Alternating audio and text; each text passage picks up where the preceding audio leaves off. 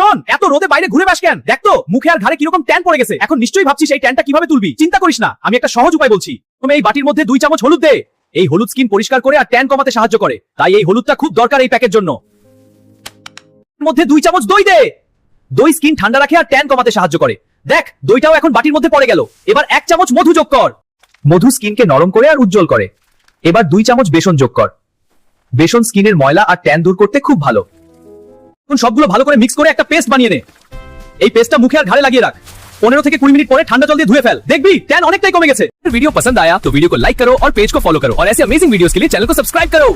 শোন, এত রোদে বাইরে ঘুরে বেশ কেন? দেখ তো মুখে আর ঘাড়ে কিরকম ট্যান পড়ে গেছে। এখন নিশ্চয়ই ভাবছিস এই ট্যানটা কিভাবে তুলবি। চিন্তা করিস না, আমি একটা সহজ উপায় বলছি। তুমি এই বাটির মধ্যে 2 চামচ হলুদ দে। এই হলুদ স্কিন পরিষ্কার করে আর ট্যান কমাতে সাহায্য করে, তাই এই হলুদটা খুব দরকার এই প্যাকের জন্য। মধ্যে 2 চামচ দই দে। দই স্কিন ঠান্ডা রাখে আর ট্যান কমাতে সাহায্য করে। দেখ দইটাও এখন বাটির মধ্যে পড়ে গেল। এবার 1 চামচ মধু যোগ কর। মধু স্কিনকে নরম করে আর উজ্জ্বল করে। এবার 2 চামচ বেসন যোগ কর। বেসন স্কিনের ময়লা আর ট্যান দূর করতে খুব ভালো। এখন সবগুলো ভালো করে মিক্স করে একটা পেস্ট বানিয়ে নে। এই পেস্টটা মুখে আর ঘাড়ে লাগিয়ে রাখ। 15 থেকে 20 মিনিট পরে ঠান্ডা জল দিয়ে ধুয়ে ফেল, দেখবি ট্যান অনেকটাই কমে গেছে। वीडियो पसंद आया तो वीडियो को लाइक करो और पेज को फॉलो करो और ऐसे अमेजिंग वीडियोस के लिए चैनल को सब्सक्राइब करो।